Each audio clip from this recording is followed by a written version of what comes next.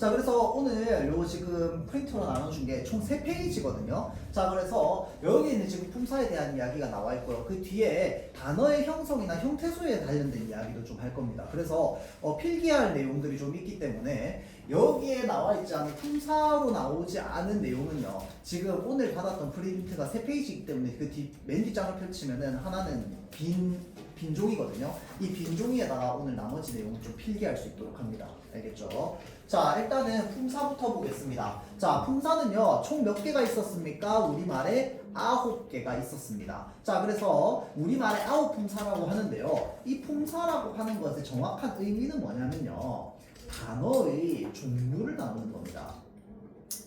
그래서 단어의 종류는요, 잘 변하지 않습니다. 잘 변하지 않고 변하기 위해서는 뒤에 특별한 접미사, 나중에 접미사가 뭔지 배울 거예요. 접사가 붙어야 됩니다. 특별한 접사가 붙지 않는 이상 단어가 종류가 변하는 경우는 잘 없습니다. 알겠죠? 자, 그래서 이 품사는요, 크게 두 가지로 나눕니다. 어떻게 나눕니까? 불변어와 가변어로 나눕니다. 자, 그래서 불변이라고 하는 건 변하지 않는 성질. 자, 다음 가변은요, 변하는 성질입니다. 가변이라고 하는 게 가짜는 가능할 가짜, 가능하다. 변은 변하다. 변하는 게 가능한 단어를 가변어라고 합니다. 자, 그래서 가변어에는 용언이 있죠. 용언을 제외한 나머지 애들은 뭡니까? 전부 불변어에 해당합니다.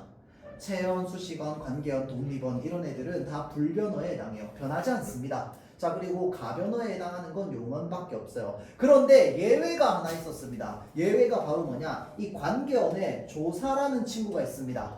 은는이가 을을 뭐 이런 애들 맞죠? 자, 여기에는요 조사 중에 하나 서술격 조사라고 하는 게 있었습니다. 자, 이 서술격 조사라고 하는 건 무엇이라에 해당합니다. 자, 그래서 뭐뭐이다에 해당하는 이 서술격 조사 같은 경우에는 마치 가변어처럼 용언처럼 활용이 됩니다. 자, 그러다 보니 조사는 원래 불변어인데 서술격 조사만 예외적으로 가변어처럼 변할 수 있습니다. 그래서 가변어에는 서술격 조사, 동사, 형용사 이렇게 나눠집니다. 나머지는 전부 불변어입니다. 변하지 않습니다. 자, 그러면 용언할 때 용자가 뭐길래 얘네들은 변하느냐?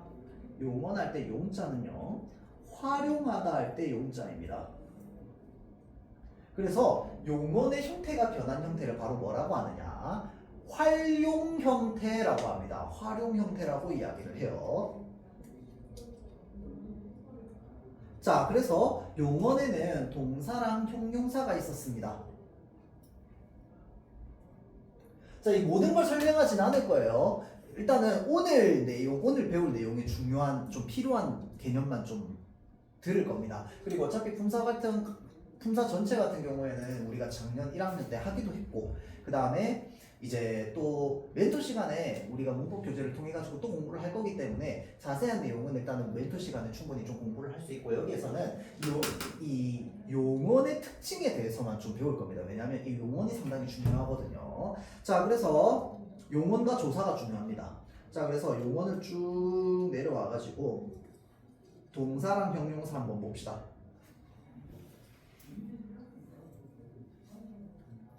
자, 그래서 동사는요, 대상의 동작이나 작용을 나타내는 품사를 동사라고 합니다. 자, 그리고요, 형용사는요, 대상의 성질이나 상태를 나타내는 것을 형용사라고 합니다. 자, 그래서 동사와 형용사는 어떻게 구분합니까? 우리 두 개는 뭐뭐다라고 했어요. 둘 다 다로 끝난단 말이야. 그런데 동사 같은 경우에는요,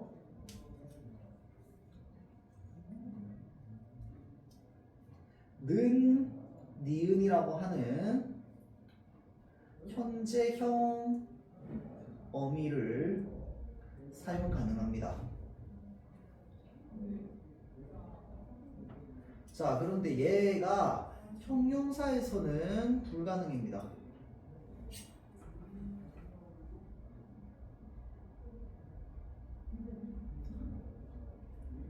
자, 그래서 위에 여기 빈칸으로 다시 한번 돌아와 볼게요. 자, 달리다, 예쁘다.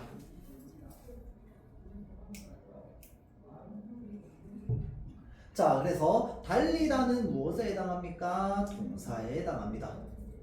예쁘다는 형용사에 해당합니다. 왜? 첫 번째, 달리다는 동작에 해당하잖아. 맞죠? 자, 다음 두 번째, 예쁘다는 뭐에 해당합니까? 상태나 성질에 해당합니다. 그래서 형용사입니다. 또 하나, 아까 쌤이 얘기했던 는, 니은이라고 하는 현재형 어미를 붙일 수 있느냐 없느냐. 자, 그래서요, 이 달리다에 니은을 붙이면 어떻게 됩니까? 달린다가 됩니다. 사용할 수 있네요. 동사입니다. 자, 그런데 예쁘다에 니은을 붙여가지고 예쁜다라고 했더니 말이 안 돼. 맞죠? 자, 그래서 이게 형용사입니다. 그래서 이 동사와 형용사는 일단 기본적으로 무엇에 해당한다?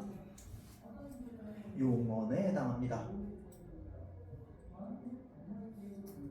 자, 그래서 용언의 핵심적인 특징이 있습니다. 공통점이 있어요. 바로 뭐냐? 이 다라고 하는 요 말 앞에요. 얘네와 얘네는 성질이 다릅니다. 왜 성질이 다릅니까? 자, 용언이라고 하는 건 활용 형태로 변형이 가능하다고 했습니다. 그래서 가변어입니다. 맞죠? 자, 그러면 이 용언이 어떻게 활용 형태로 바뀌느냐라고 했을 때 다라고 하는 애를 빼고요. 거기에 고, 뭐 예를 들어서 지만, 뭐 면서 이런 애들을 붙여봤더니요. 말이 됩니다. 달리고, 달리지만, 달리면서, 예쁘고, 예쁘지만, 예쁘면서 이런 식으로. 자, 그래서요, 달리와 예쁘는요 변하지 않습니다. 얘는 그대로야. 고정되어 있어. 그런데 뒤에 있는 애들만 어떻게 되느냐? 변화가 됩니다. 맞죠? 자, 그래서요, 우리 요렇게 변화가 없는 부분을 뭐라고 하느냐? 간이라고 합니다. 자, 다시 얘기할게요. 용언에서 변하지 않는 부분을 뭐라고 한다? 어간이라고 합니다. 자, 중학생 때는 이렇게만 알고 있으면 돼. 물론 고등학교 올라가면요, 사실은 여러분들을 속였습니다. 얘네 변해요. 나중에 변하거든요. 변하는 거를 나중에 배우게 되는데, 그거는 또 불규칙이라든지 또는 이제 다양한 활용 형태에 대한 것들을 배우는 거고, 지금 여러분은 품사를 배우는 게 아니기 때문에 굳이 이 변하는 형태에 대해서는 굳이 생각할 필요 없습니다. 자, 그래서요, 그냥 어간하면 뭐라고 얘기하면 됩니까? 용언의 활용 형태로 변할 때, 용언이 활용 형태가 될 때요, 변하지 않는 부분을 뭐라고 한다? 어간이라고 한다. 라고만 알고 있으면 됩니다. 알겠죠? 이게 기본 생각이야. 그러면 이 기본 생각을 벗어나는 건 뭐겠어? 기본 규칙을 벗어나는 건 불규칙이 되겠지. 그래서 나중에 불규칙한 형태를 외우기만 하면 돼요. 알겠죠? 규칙은 뭐다? 일단 기본적으로 어간이 변하지 않는다. 자, 그러면 이 뒤에 변하는 애들을 뭐라고 하느냐?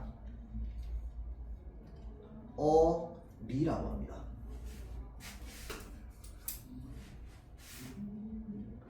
자, 다시 얘기할게요. 용언의 활용 형태에서 변하지 않는 부분을 어간, 변하는 부분을 뭐라고 한다? 어미라고 합니다. 알겠죠? 자, 이러고 맨 뒤로 그리고 나머지 품사들은요, 여기 있는 거 쭉 보면서 여러분들이 다시 한번 머릿속으로 리마인드 한번 해보세요. 떠올려 보고요. 뒤에 그 OX 뭐 이런 식으로 활용할 수 있는 거 한번 점검해 볼 수 있는 문제도 있거든요. 이게 고등 수준의 품사 문제예요. 근데 여러분들 작년에 풀었던 거랑 그렇게 차이가 안 날 거야. 왜? 작년에 여러분들 품사 생각보다 좀 어렵게 나왔거든요. 학교 시험에서.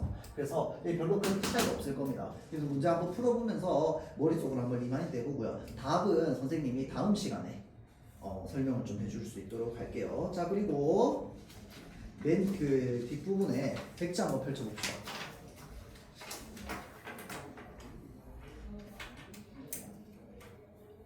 자, 그래서 여기에서 선생님이 이제 무엇을 이야기를 할 거냐? 자, 어근에 대해서 이야기를 할 겁니다. 아까 이야기했던 어간이랑은 전혀 달라요. 어근과 어간은 사는 세상이 다릅니다. 알겠죠? 자, 그래서 잠깐만, 얘는요 단어의 형성과 관련되어 있습니다. 자, 단어의 형성과 관련되어 있는데, 단어의 형성이라고 하는 건 단어가 만들어지는 걸 말하는 거야. 맞죠? 단어가 만들어질 때, 우리 모든 세상에 있는 모든 단어는 만들어질 때 무엇으로 만들어지느냐? 어근과 접사로 만들어집니다. 자, 그러면 어근은 무엇에 해당하느냐? 단어의 실질적 의미를 가지고 있는 부분을 말합니다. 을 어근이라고 합니다. 자, 그러면 접사는 무엇이냐? 어근에 붙어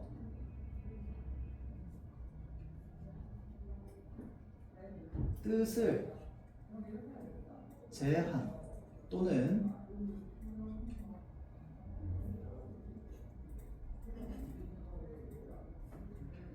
뜻을 제한해주거나 더해주는 역할을 합니다. 자, 그래서 어근과 접사로 나뉩니다.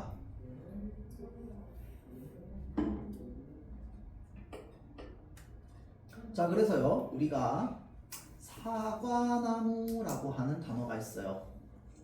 자, 그러면 얘네는요, 일단 기본적으로 두 개의 의미를 가지고 있는, 아까 두 종류의 단어로 나누어 줄 수가 있습니다. 쪼개줄 수가 있어요. 어떻게 나눠줄 수가 있어요? 사과라고 하는 단어랑 나무라고 하는 단어로 나눠줄 수 있습니다. 자, 그러면은 사과, 나무 이렇게 나눠주면, 자, 한번 생각해 봅시다. 어근 접사, 어근은 단어의 실질적인 의미를 가지고 있는 부분. 자, 그 다음에 어근에 붙어서 뜻을 제한해주거나 더해주는 부분. 자, 그러면 사과, 나무 이러면 사과는 홀로 쓰일 수 있습니까? 일단 기본적으로 홀로 쓰일 수 있어요. 자, 그리고 실질적인 의미를 가지고 있습니다. 자, 그리고 나무 역시 홀로 쓰일 수 있고요. 실질적인 의미를 가지고 있습니다. 자, 그래서요, 사과와 나무는 둘 다 뭐에 해당하느냐? 어근에 해당합니다. 얘도 어근에 해당합니다. 자, 그래서 어근과 어근이 합쳐져서 만들어진 단어가 바로 사과나무 이런 단어입니다. 그리고 얘를 합성을 하고 하는데 이것까지는 알 필요 없어요. 자, 또 하나 선생님이 좀 추가적으로 얘기할 건, 이 접사는요, 어근에 붙어서 사용되는데 이게 그냥 붙어서가 아니라 붙어서만 사용됩니다. 그 말은 뭔 말이냐면요, 접사는요, 일단 기본적으로 혼자 쓰일 수 없습니다. 이게 중요해요. 자, 다음 우리가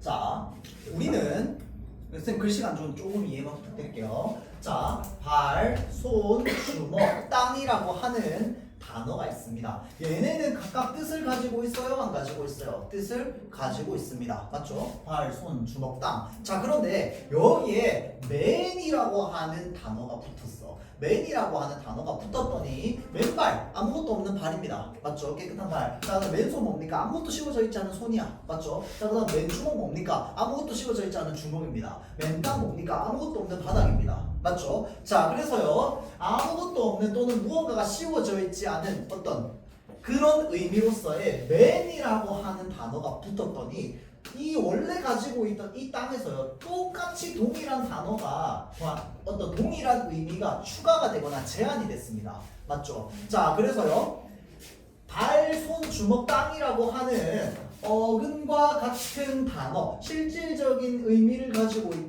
단어에서요, 얘네가 붙어가지고 의미를 더해주거나 제한해줍니다. 맞죠? 그런데 얘네 다 빠지고 맨이라고 하는 단어는 씁니까? 맨이라고 하는 단어만 남아있으면은 얘가 여기에 지금 붙어서 뜻을 더해주거나 제한해줄 때는요, 똑같은 의미를 더해줍니다. 맨이라고 하는 글자가. 맞죠? 그런데 얘 다 빼고 맨이라는 글자가 단독으로 쓰이면 안 쓰입니다. 혼자서는. 맞죠? 자, 이런 애를 뭐라고 하느냐? 접사라고 합니다.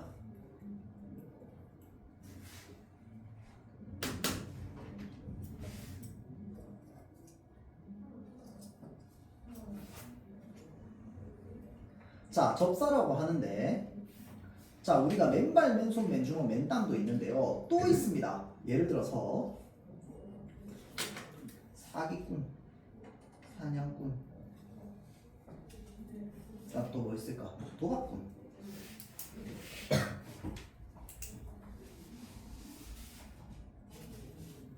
이야기꾼. 자, 그래서 여기에 꾼이라고 하는 단어가 붙었더니 사기라고 하는 뜻을 가진 단어, 사냥이라고 하는 뜻을 가진 단어, 도박이라고 하는 뜻을 가진 단어에 꾼이라는 단어가 붙었더니 뭐뭐 하는 사람 또는 뭔가를 잘하는 사람이라고 하는 의미가 생겨났습니다. 그래서 사기꾼, 사기치는 사람, 이야기꾼, 이야기 잘하는 사람, 도박꾼, 도박하는 사람, 사냥꾼, 사냥하는 사람. 맞죠? 자, 그런데 우리가 그냥 꾼이라는 말을 씁니까? 그냥 꾼이라고 하는 말은 혼자서 쓰지 않습니다. 혼자서는 쓰지 않아요. 앞에 있는 어근에 붙어서만 씁니다. 자, 그래서 요거랑 요거의 차이는 뭐냐? 접사가요.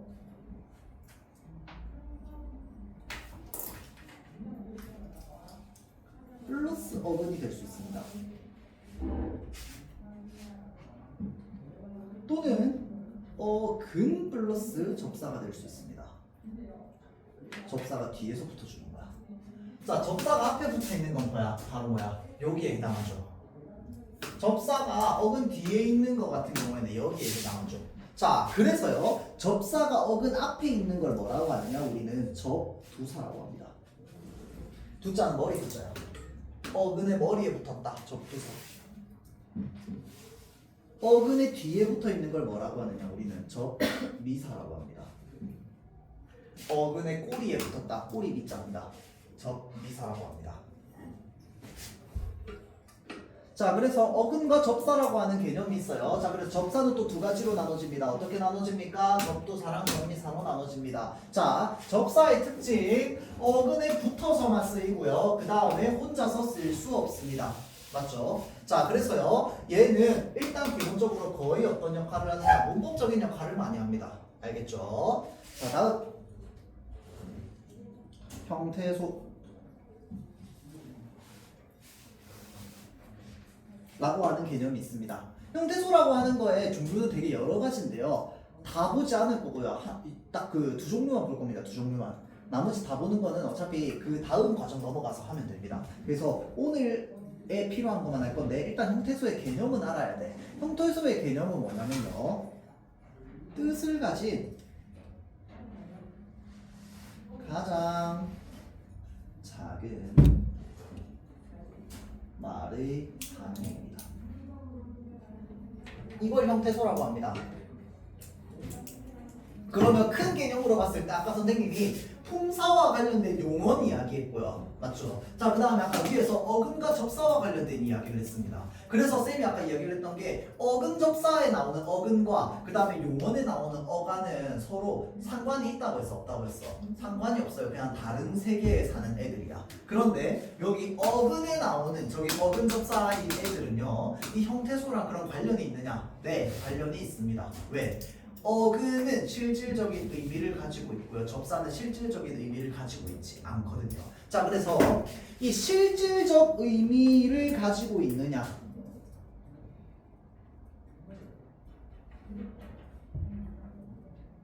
실질적 의미 유무입니다. 유무.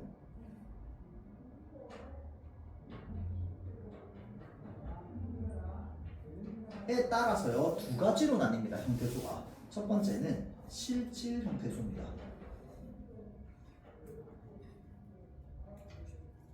실질 형태소니까 딱 느낌 오죠. 실질적인 의미 있는 거. 맞죠? 자, 그러면 실질 형태소의 반대말은 뭐냐면요. 형식 형태소입니다. 자, 그래서요.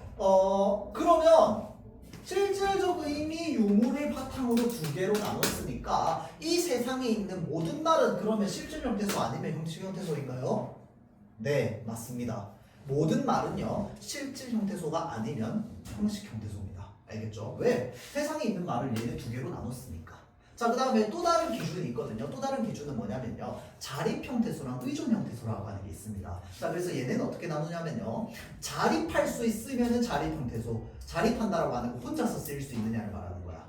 의존 형태소는 혼자서 쓰일 수 없는 애를 말하는 거야. 거야. 그러면 의존 형태소는 뭐랑 붙어 있어야 돼? 다른 말과 붙어서만 쓸 수 있는 걸 말하는 거야. 그러면 얘네 둘도요. 얘 아니면 얘예요. 맞습니다. 자립 형태소와 의존 형태소로 나누기 때문에 세상의 모든 말을 자립할 수 있느냐 자립할 수 없느냐로 나눈 이 두 종류입니다. 그래서 자립 형태소가 아니면 다 의존 형태소입니다. 마찬가지로 실질 형태소가 아니면 다 형식 형태소입니다. 알겠죠?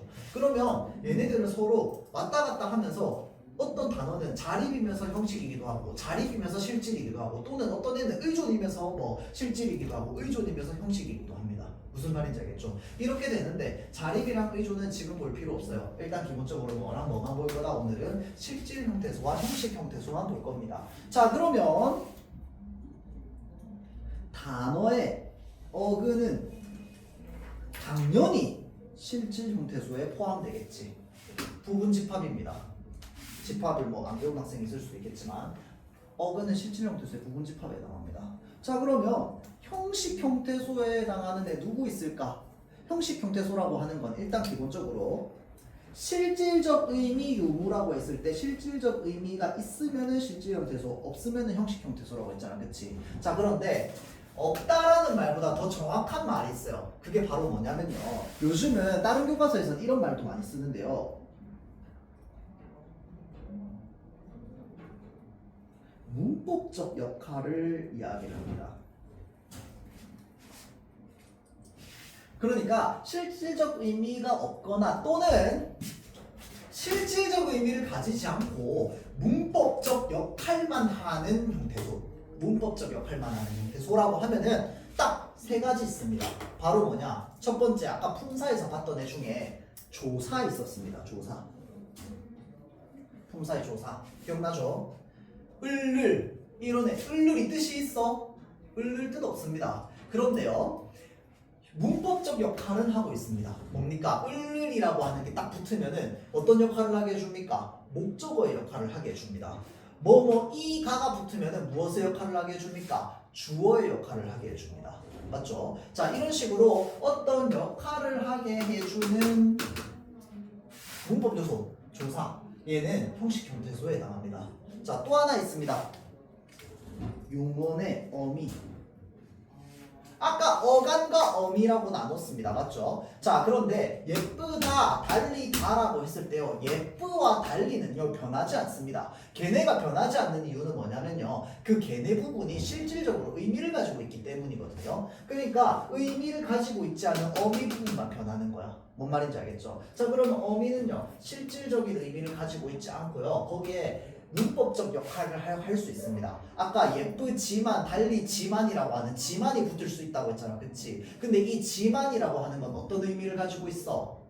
반대의 의미를 가지고 있습니다. 자, 예쁘지만이라고 했으면 그 뒤에는 뭐가 붙을까요? 예쁜 것과는 반대의 의미의 무언가가 붙을 거 아니야. 그쵸? 달리지만이라고 했으니까 달리다와 반대의 의미의 무언가가 붙겠지. 자, 그 사람은 달리지만 빠르지 않아. 뭐 이런 식으로. 달리지만 뭐뭐 하지 않아. 이런 식으로. 또는 예쁘지만 착하지 않아. 뭐 이런 식으로. 맞죠? 자, 그래서 이제 이 어미라고 하는 게 일단 기본적으로 실질적인 의미는 없어. 그런데 부분적인 의미는 가질 수 있습니다. 그래서 이거 실질적 의미 OX로 나눴을 때 어미나 나중에 또 접사도 있거든요. 어미 플러스 접사도 여기에 해당합니다. 그런데 접사도 은근히 의미는 좀 가지고 있어. 아까 맨땅 할 때 맨 의미 좀 가지고 있잖아. 그치? 그런데 얘네가 실질적 의미는 아니라는 거야. 그래서 문법적 역할만 하고 있다는 겁니다. 알겠죠? 자, 그래서 형식 형태소라고 하는 건 실질적 의미가 없고 문법적 역할만 하는 애, 조사, 어미, 접사 얘네 셋이 형식 형태소에 해당합니다. 무슨 말인지 알겠죠? 자, 이거 이해시키려고 앞에 있는 것들을 쫙 다 이야기를 한 겁니다. 알겠죠? 자, 그래서 품사 중에 조사 이해해야 되고요. 그 다음에 용언의 어간과 어미에 대해서 이해해야 되고요. 그 다음에 접사와 어근에 대한 개념 중에서 접사에 대한 이해가 있어야 돼요. 그래서 얘네 세 개를 합치면 뭐가 된다? 형식 형태소가 된다. 요겁니다. 알겠죠? 자, 그래서 요거를 일단 기본적으로 이해한 상태에서요. 우리 자습서 요 교과서 내용을 한번 볼 겁니다.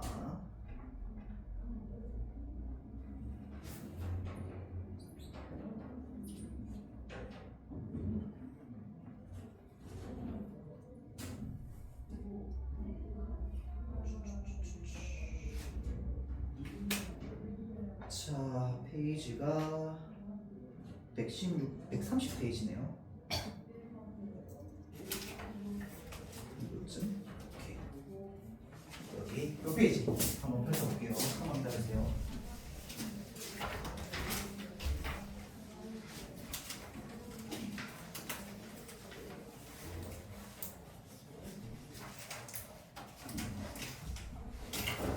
자, 요 3-2입니다. 3-2.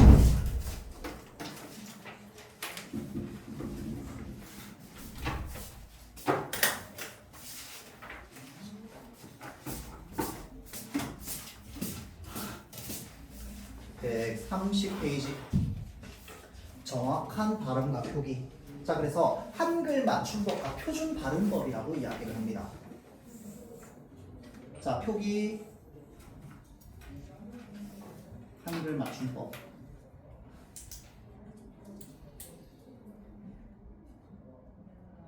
자, 발음 표준 발음법입니다.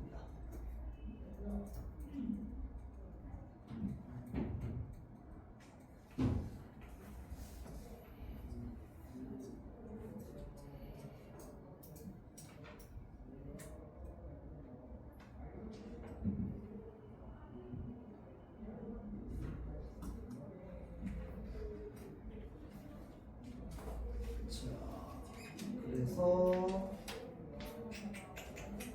여기 앞에 나와 있는 예시인데 예시는 조금 이따 보도록 하고요. 일단 기본적으로 단어의 표기 원리부터 보겠습니다.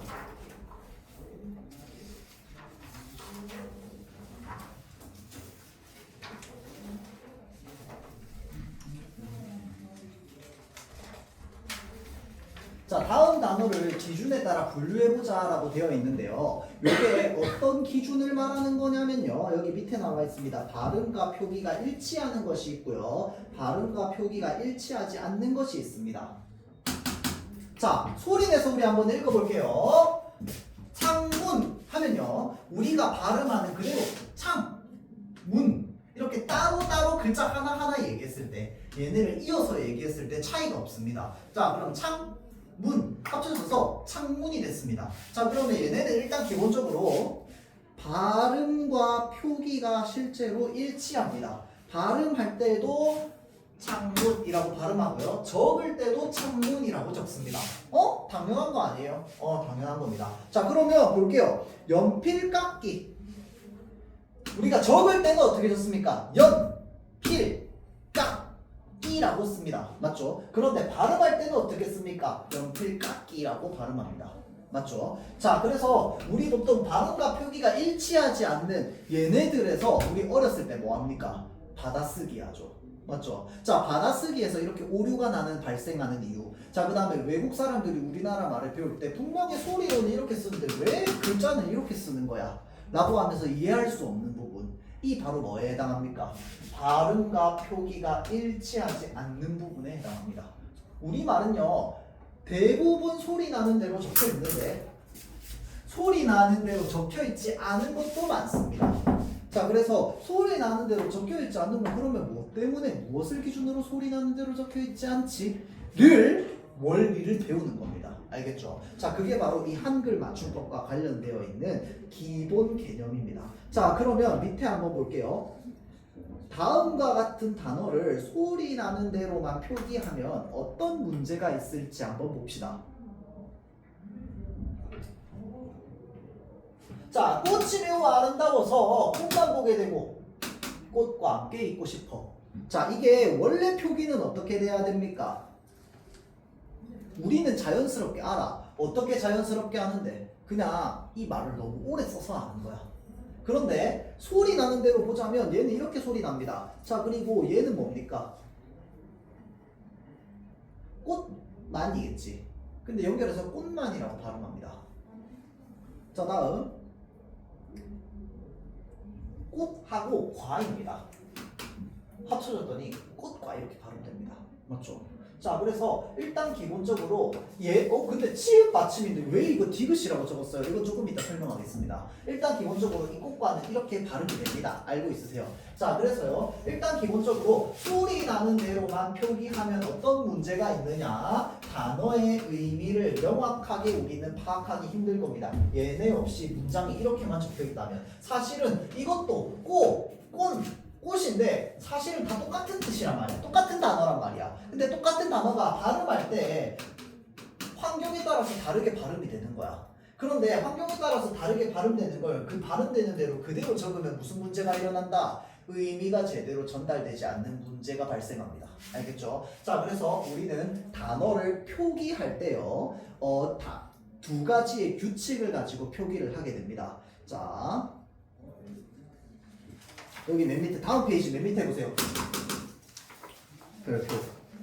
자, 이거는요. 나중에 여러분들 시험 기간 되면 그냥 눈 감고도 이 문장을 쓸 수 있어야 돼. 뭔 말인지 알겠죠? 자, 한글 맞춤법 제1장. 이게 뭐냐면요. 가장 기본이 되는 규칙입니다. 기본 규칙이야. 한글 맞춤법은요. 표준어를 소리대로 적대 1번 규칙입니다. 그러니까 1번 규칙은 일단 기본적으로 뭐야? 소리 나는 대로 적는 거야. 소리 나는 대로 적는 건데 어떤 조건이 붙어 있냐면요. 두 번째, 어법에 맞도록 함을 원칙으로 합니다. 자, 우리의 맞춤법은요. 이 두 가지의 원칙에 따라서 되어 있습니다. 자, 그럼 원칙이 두 개밖에 없다라는 건요. 여기에 해당하지 않으면 다 뭐에 해당한다라는 거야? 여기에 해당한다라는 거야. 무슨 말인지 알겠지? 자, 그러면 소리 나는 대로 적대라고 하는 건 사실은 무엇을? 표기를 말하는 거야. 표기를.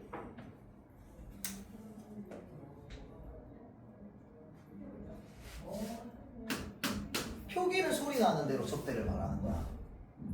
자, 그러면 아까 뒤에 다시 한번 앞에 페이지 다시 한번 가볼게요.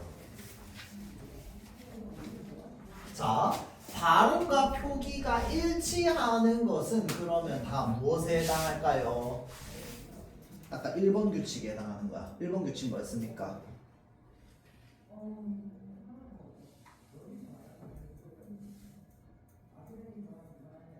소리 나는 적대로에 해당하는 거야. 소리 나는 대로 적대에 해당하는 겁니다. 알겠죠? 자, 다음 두 번째. 요건 뭐에 해당할까요? 어법에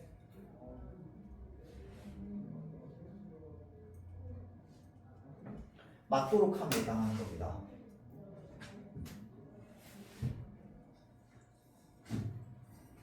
자, 그래서 밑에 볼게요.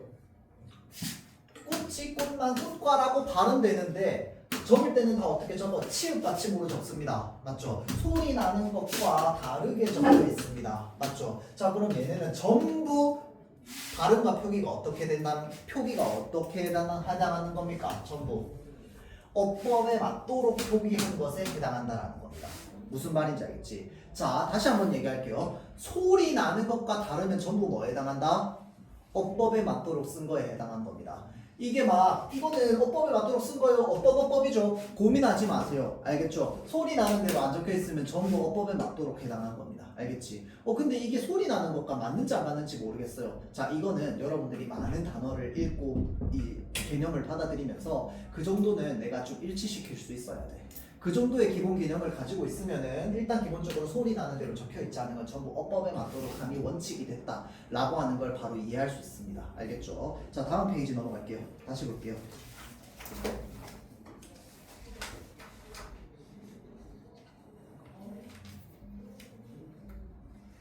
그냥 이거 그냥 바로 넘어갑시다. 자, 134페이지 볼게요.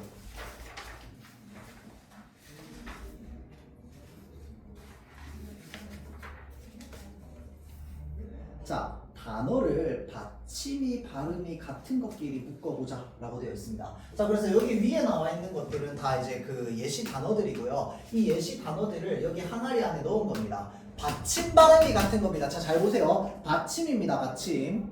끝소리야, 끝소리. 자, 우리 한글 창조를 안 배웠구나. 자, 받침의 발음입니다. 받침의 발음. 자 볼게요. 박, 부어, 박. 자 우리는요 발음상으로요. 발음상으로 얘와 얘를 구분할 수 있습니까? 발음상으로 얘네 둘을 구분할 수 없어요. 구분할 수 없는 이유는 뭔데? 자 잘 보세요. 표기상으로는 뭐가 달라요? 받침이 달라요.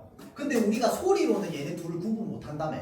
그러면 얘네 둘은 뭐가 똑같기 때문에 구분을 못 하는 거야, 소리상으로는.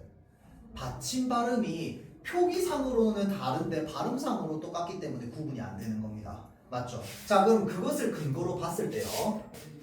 여기에 나와 있는 이 기역 받침과 쌍기역 받침은 발음이 똑같다, 다르다? 똑같다라는 겁니다. 자, 그래서 얘네 둘은 발음할 때 어떻게 되냐? 위에 위 문제에 나와 있습니다.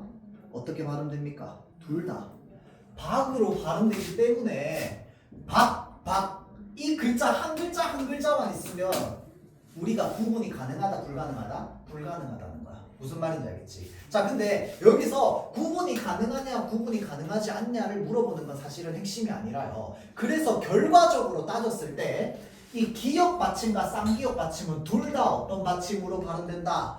기역 받침으로 발음된다. 요거를 얘기하고 싶은 거야. 뭔 말인지 알겠지? 자, 그 다음에 이것도 부억, 그 다음에 우리가 예를 들어서 부억이라고 칩시다. 자, 둘 다 발음할 때는 발음 기호 안에서 어떻게 발음될까요? 부억으로 발음될 겁니다. 자, 그래서 얘와 얘, 억은요 구분이 불가능합니다. 자, 쉽게 얘기해서 예를 들어서 우리가 억자를 마지막으로 쓰는 기억이라는 말을 써봅시다. 기억, 부억. 마지막에 억이라고 하는 글자에서 우리는 소리의 다름을 느낄 수 있나요? 기억, 부억. 둘 다 억 똑같습니다. 다름 느낄 수 없어요. 왜 그런데? 키역 받침 역시 발음할 때는 어떤 발음으로 이야기하기 때문에 기역 발음으로 받침입니다. 기역 받침 발음으로 발음되기 때문입니다. 무슨 말인지 알겠죠? 자, 그래서 기역, 쌍기역, 키역은 전부 받침에서는 어떤 것으로 발음이 되느냐? 기역으로 발음됩니다. 그래서 기역으로 통일합니다. 알겠죠? 자, 그래서 표기와 다른데 소리가 어차피 똑같기 때문에 다 기역 발음으로 발음이 되는 겁니다. 알겠죠? 자, 그래서 끝소리에서는 기역으로 발음이 됩니다. 자, 다음 디귿 보겠습니다. 자, 디귿은요 그냥 얘 보면 됩니다. 낫이라고 발음합니다. 얘는 전부 다. 그리고 얘는 전부 다 있는 단어입니다. 실제로. 자, 우리는요 얘네를 소리로만 그러면 판단할 수 있습니까? 판단할 수 없습니다. 얘는 전부 발음 어떻게 된다고? 낫 더 있습니다. 여기에 낫다 할 때 낫. 자, 그 다음에 낫다 할 때 이 낫 있죠. 얘만 들어가 있다고 칩시다. 낫 전부 낫입니다. 알겠죠? 자, 그래서요 받침에요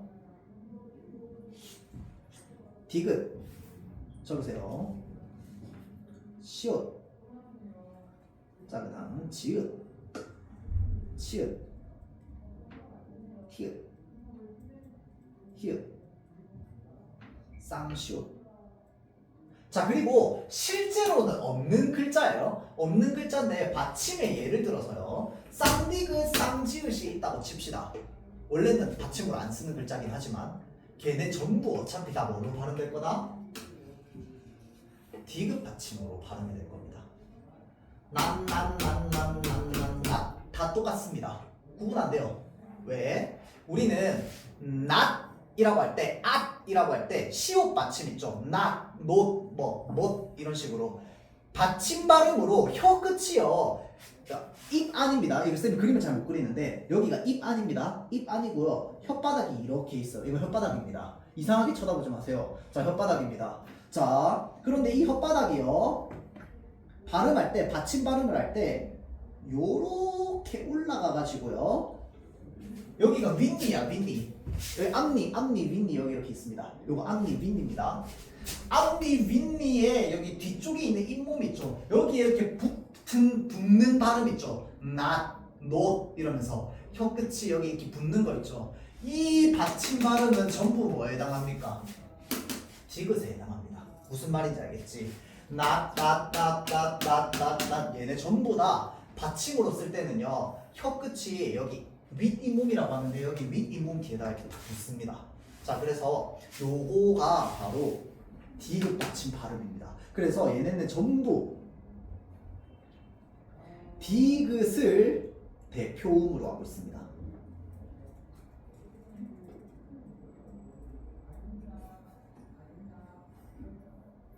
자 다음 비읍 볼게요. 자 비읍에 예를 들어서 바로 앞이라고 하는 앞이라는 글자가 있습니다. 앞. 자 다음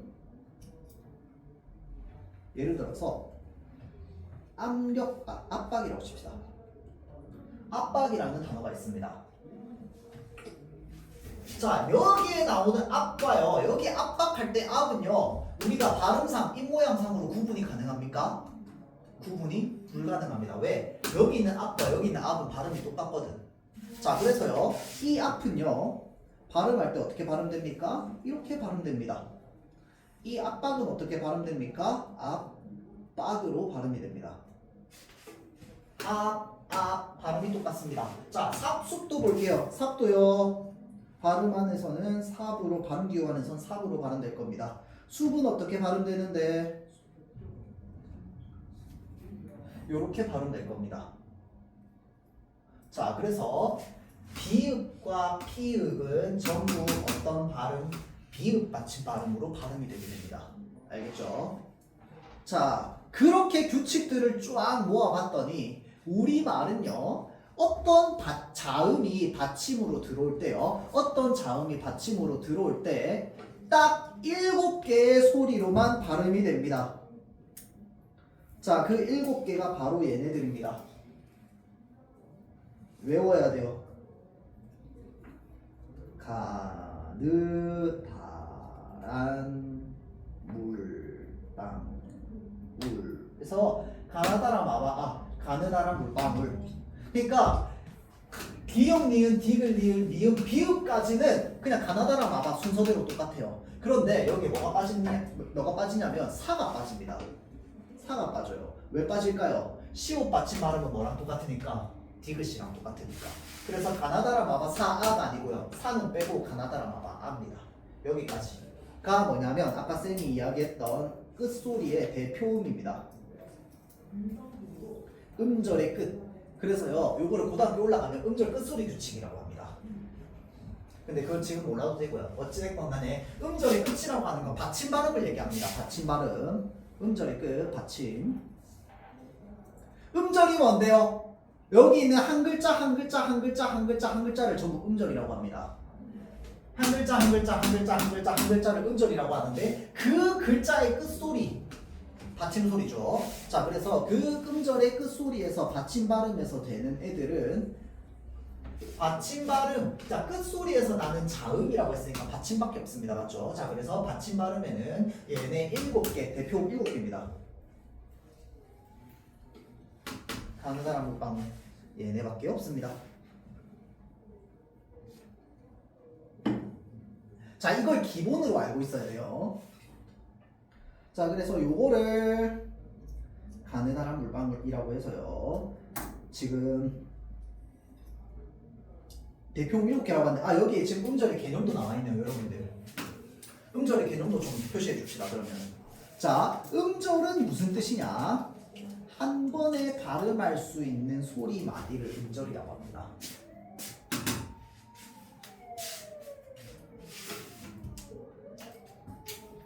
자 그래서 우리말의 음절의 끝에서 자음이 온다, 이거는 받침을 뜻합니다. 그래서 이 끝소리, 음절의 끝소리, 음절의 받침 소리는 7개의 대표음으로만 발음이 된다. 이거를 나중에 고등학교 올라가면 음절의 끝소리 규칙이라고 배우게 됩니다.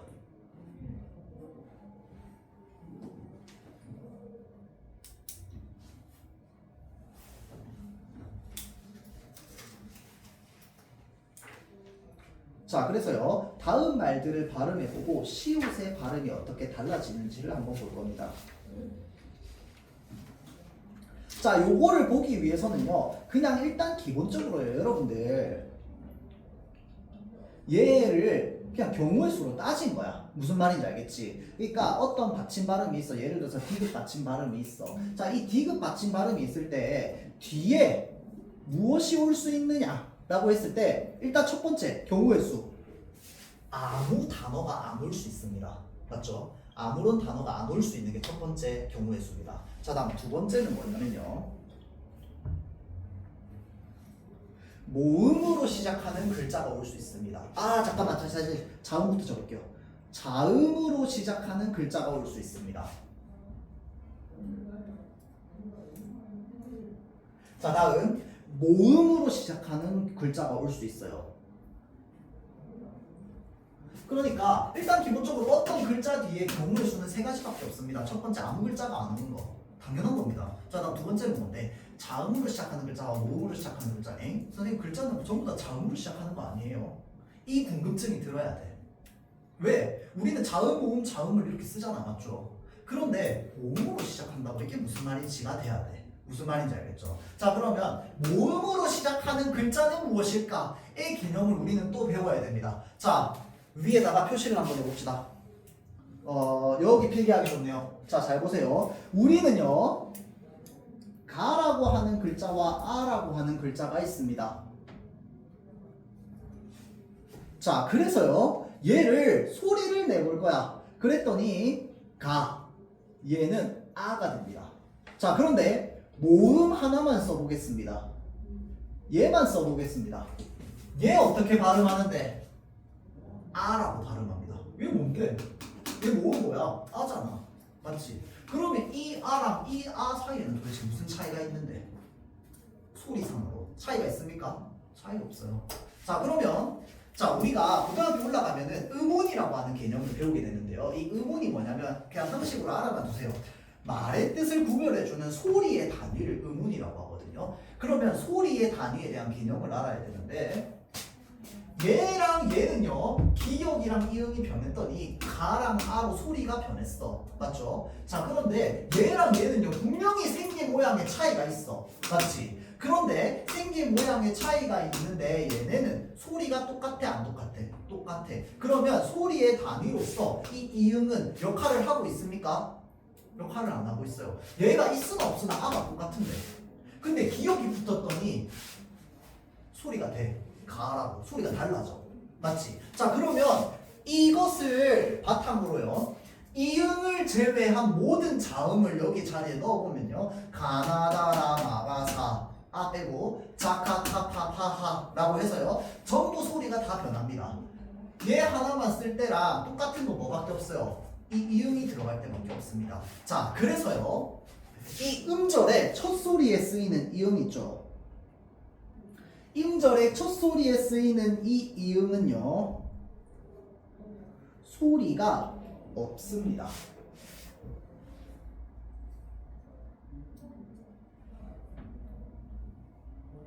자, 그래서요, 얘는 그냥 없는 소리인데 자음이 들어갈 위치에 이응을 채워줬다라고 우리는 판단합니다. 알겠죠? 왜? 이 아나 똑같잖아. 어거지로 우리가 예를 들어서 아저씨라고 하는 단어가 있고요, 아저씨라고 하는 단어가 있습니다. 우리 어거지로 읽으면 얘도 아저씨라고 읽고 얘도 아저씨라고 읽어요. 도대체 이응은 무슨 역할을 하는데? 아무 역할 안 하고 있습니다. 소리로서는. 무슨 말인지 알겠지? 자리만 채워주고 있는 겁니다. 자, 그러면 실질적으로 이응으로 시작하는 글자는 제일 첫 소리가 뭐에 해당할까요? 모음에 해당합니다. 이해돼요? 이응으로 시작하는 글자는요, 이응은 아무런 소리를 안 가지고 있기 때문에 소리값으로 따졌을 때 실질적으로 의미를 가지고 있는 소리는 누구부터 시작하느냐? 얘는 없어. 누구부터 시작한다고? 모음부터 시작한다고. 자, 그래서요, 우리말의 음절은요, 자음으로 시작하는 음절이 있고 모음으로 시작하는 음절, 이렇게 두 종류로 나눠져요. 자음으로 시작하는 음절은 그럼 뭐에 해당하겠어? 초성이 이응이 아닌 다른 자음으로 시작하는 모든 글자는 다 자음으로 시작하는 글자입니다.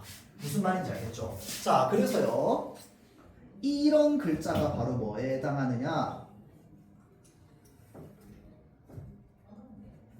자음으로 시작하는 음절에 해당합니다.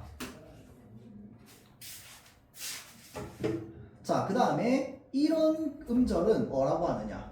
모음으로 시작하는 음절에 해당합니다. 자, 그래서요.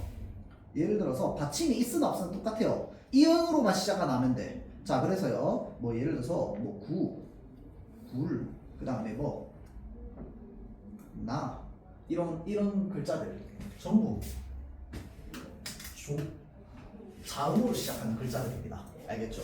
자, 모음으로 시작하는 글자는요. 아, 뭐 안, 뭐 아, 왜 이런 글자들은 이음이 없습니다.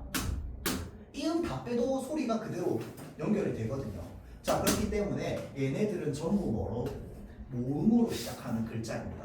자, 그러면 자음으로 시작하냐 모음으로 시작하냐 뭐만 판단하면 돼요? 초성에 이응이 나오냐 이응이 나오지 않느냐로만 판단하면 됩니다. 알겠죠? 자, 그래서 이러하다 보니 우리의 음절 구성 방식이 이러하다 보니 어떤 글자가 올 때요.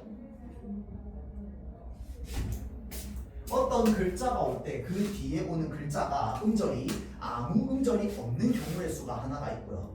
뒤에 어떤 음절이 온다라고 치면은 이 음절은 또 두 종류로 나눌 수 있는 거야. 뭐야? 자음으로 시작하는 음절과 모음으로 시작하는 음절 이 세 가지 경우의 수로 나눠줄 수 있는 거야. 무슨 말인지 알겠죠? 자, 그래서 자음으로 시작 정도로 적으면 되겠네. 모음으로 시작 하는 음절을 말하는 거야. 음절을.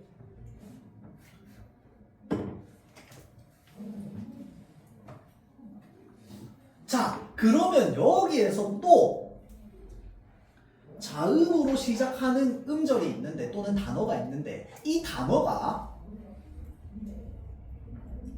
실질적 의미를 가지고 있느냐 형식적으로 문법적 역할만 하느냐 또 여기에서도 실질적 의미를 가지고 있느냐 문법적 역할만 형식 형태소냐 실질 형태소냐 형식 형태소 실질 형태소 형식 형태소 또 나눠줄 수 있는 거야.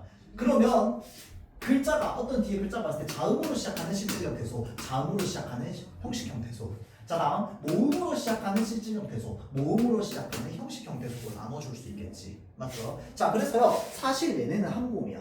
자음으로 시작하는 애는 그냥 소리로 봤을 때 그냥 한 몸이나 마찬가지야. 그래서 그냥 자음으로 시작하는 형태소 이렇게 불러요. 그런데 모음으로 시작하는 애는요 얘네 둘에 따라서요 소리 값이 달라집니다. 그래서 실제 진짜 중요한 건 얘네들입니다. 그러니까 이거 하나 설명하려고 아까 선생님이 저 앞에서부터 지금 하나하나 설명을 한 겁니다. 자, 그래서 요 부분 다시 한번 볼게요. 옷 뭐에 해당합니까? 뒤에 아무것도 안 오는 소리에 해당합니다. 옷이라고 되어 있습니다. 자, 그럼 일단 기본적으로 플러스 모음으로 시작하는 겁니다. 거기에 추가적으로 옷이라고 하면 이 이는요 뜻이 있습니까? 이에 뜻이 있어요? 없어요. 이 주어 역할을 하는 주격조사잖아. 그치? 뭐 옷이 찢어졌다, 뭐 옷이 노랗다, 뭐 이런 식으로. 이에는 아무런 뜻이 없고요. 이 옷이라고 하는 글자를 주어 역할을 하는데 이제 문법적 역할을 부여해주는 일만 합니다. 맞죠? 자, 그래서 모음 플러스 뭐에 해당합니까? 형식 형태소에 해당합니다. 자, 그러면 모음으로 시작하는 형식 형태소 또는 모음으로 시작하면서 형식 형태소라고 하는 건 실질적 의미가 없다는 말이랑 똑같은 말이다. 그쵸? 그래서 이 오시가요 여기에 해당하는 겁니다. 모음으로 시작하면서 실질적인 의미가 없는 이 이랑 붙은 걸 말하는 거야. 뭔 말인지 알겠죠? 자, 그러면 옷 위 할 때 이 위는요 의미가 있어 없어? 위라고 하는 실질적인 의미가 있다. 그쵸? 자, 그러면 옷 위 할 때요 옷 플러스 지금 뭐가 나온 겁니까? 모음으로 시작하는 음절 나왔습니다. 초성이 이음이니까. 맞죠? 그러면서 동시에 얘는 무슨 형태소입니까? 실질 형태소입니다. 실질적 의미를 가지고 있는. 자, 그거에 따라서요 지금 여기서 쭉 그어서요 모음으로 시작하면서 실질적인 의미가 있음 옷이라고 하는 글자 뒤에 오는 글자 요걸 말하는 겁니다. 자, 다음 옷 차림이라고 해가지고 이 차림은 지금 옷 플러스 뭐로 시작한 겁니까? 자음으로 시작한 글자입니다. 자, 자음으로 시작한 건 굳이 형태소를 나눠줄 필요 없다고 했다. 그치? 얘네 한 몸이라고. 자, 그래서 자음으로 시작하는 애가 지금 옷 뒤에 왔습니다. 자, 그래서 얘는 여기 자음으로 시작함. 여기에 해당하죠. 자, 그랬더니요. 잘 보세요, 여러분들. 우리 일단 기본적으로 이 시옷 받침은 발음기호 안에서는 대표 뭐로 발음된다고 했어? 디귿으로 발음된다고 했습니다. 기억납니까? 시옷 받침은 디귿 받침으로 발음되는 게 원칙이야. 이게 원칙입니다. 그래서 옷 이렇게 발음돼야 돼. 그러면 이 발음에 맞게끔 뒤에 글자랑 연결이 돼야 된단 말이야. 그런데 여기에는 지금 뭐라고 되어 있어요? 옷이라고 되어 있네. 자, 그러면 이 옷이라고 했을 때 이 시옷은 어디에서 나오는 거야? 원래 표기에서 나온 겁니다. 대표음이 아니라. 맞죠? 원래 표기를 그대로 음으로 가져갔습니다. 그런데 뒤에 옷 위는 빠르게 발음했더니 어떻게 발음돼요? 옷위 이렇게 발음합니다. 얘를 옷이 이렇게 발음 사람이 있습니까? 없어요. 맞죠? 얘는 오디입니다. 오디에 있어. 오디에 있어. 오디라고 합니다. 맞죠? 오디인데 그러면 이 뒤라고 하는 여기는 아무 음이 없잖아. 그치? 자, 그래서 여기 받침의 소리에 있는 게 여기 뒤로 연결이 됩니다. 이걸 무슨 현상이라고 하냐면요. 연음 현상이라고 합니다. 여기 있는 게 뒷소리로 연결되는 거를. 소리, 음자, 소리가 연결된다라는 의미입니다. 자, 그래서 연음이라고 하거든요. 그래서 여기 받침 소리에 원래 시옷 받침이 있으니까 받침 소리가 나야 될 거 아니야, 그쵸? 그런데 얘가 여기 뒤에 이음 자리로 넘어갔어. 이음은 없는 소리니까. 마찬가지야. 옷이고 옷하고 이인데 이음이 없는 소리다 보니까 여기 있는 게 없는 소리 위치로 채워준 거야. 뭔 말인지 알겠죠? 자, 그래서 마찬가지로 그냥 자연스럽게 채워줬어요. 채워줬는데 옷하고 시옷이 넘어간 게 아니라 뭐가 넘어갔습니까? 대표음 디귿이 넘어간 거야. 따지고 보면 원칙대로 넘어간 건 얘가 원칙대로 넘어간 거야. 왜? 옷이라고 하는 건 원래 어떤 발음인데 얘가 얘 이 발음이잖아. 디귿 발음이니까 원래는 디귿이 넘어가는 게 일반적이야. 맞죠? 그래서 오디라고 했어. 그런데 얘는 이상하게 디귿이 안 넘어가고 시옷이 넘어갔어. 옷이라고. 자, 그런데 얘네 둘의 그러면 차이가 뭐냐? 이라는 글자랑 위라고 하는 글자의 차이가 뭐냐? 라고 봤더니 공통점은 모음으로 시작하는 건데 차이점은 뭐냐? 실질적 의미가 있느냐, 실질적 의미가 없느냐에 따라서 발음이 달라진다는 거야. 무슨 말인지 알겠죠? 자, 그래서 요거를 이야기하려고 지금 이 긴 거를 다 이야기한 거야. 결국은 뭐 얘기할 거냐? 옷이랑 옷이 얘기할 거야. 자, 그래서 음절 헛소리 규칙과 관련해가지고 뒤에 실질 형태소가 오냐, 형식 형태소가 오냐, 그리고 뒤에 발음이 어떻게 되느냐, 이 받침 발음 뒤에 발음이 어떻게 되느냐는 그냥 뭐만 생각하면 되느냐, 이제 앞으로는. 그냥 옷이랑 옷이 생각하면 됩니다. 그래서 옷 뒤에 이라고 하는 아무 의미 없는 형식 형태소가 오면, 실질적 의미 없는 애가 오면은 뭐가 시옷이 그대로 넘어간다. 그냥 옷이 떠올리면 돼. 옷하고 뒤에 의미가 있는 옷 위라고 하는 글자가 왔더니 옷 뒤가 되더라. 자, 그래서 대표음으로 바뀐 뒤 그 대표음의 끝소리가 연결이 되더라. 알겠죠? 자, 그래서 옷 뒤, 그 다음에 오단, 안도 마찬가지라 오단이라고 합니다. 맞죠? 자, 그래서 이렇게 발음이 된다.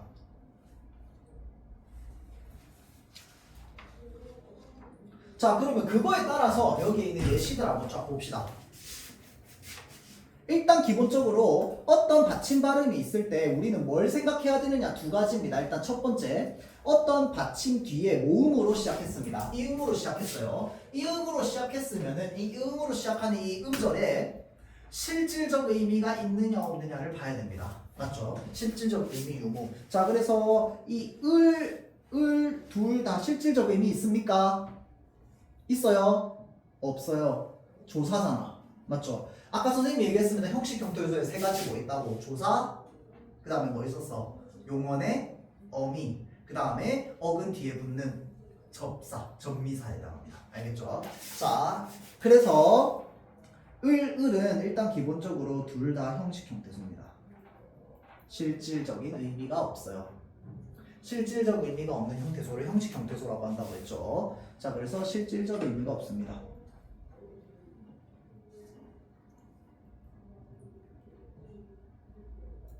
자, 이렇게 실질적 의미가 없으면은 여기 있는 소리가 대표음으로 바뀐다, 안 바뀐다? 안 바뀐다. 소리가 그대로 올라갑니다. 그래서 발음이 어떻게 된다?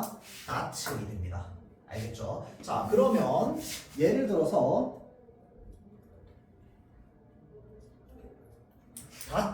이렇게 돼 있으면 이거 발음 어떻게 해야 될까요? 어떻게 발음해야 될까요? 얘기해 주세요. 기다릴 거야. 그렇죠. 다답이 됩니다. 다 하고 받침에 뭐 써야 될까요? 피읍 써야 될까요? 피읍 쓰면 안 됩니다. 발음 기호 안에 받침 피읍은 없어요. 비읍이다. 그렇죠? 자, 그래서 얘를 이렇게 쓰면 다답이 됩니다. 이걸 이해해야 돼요, 여러분들. 닷은 혼자 쓰일 때 표기가 어떻게 된다고? 디귿 받침으로 된다고. 시옷, 디귿, 지읒, 쌍시옷 이런 애들 전부 디귿 받침으로 된다고 했잖아. 맞죠? 자, 그래서 발음 어떻게 된다고? 다답 이렇게 됩니다. 알겠죠?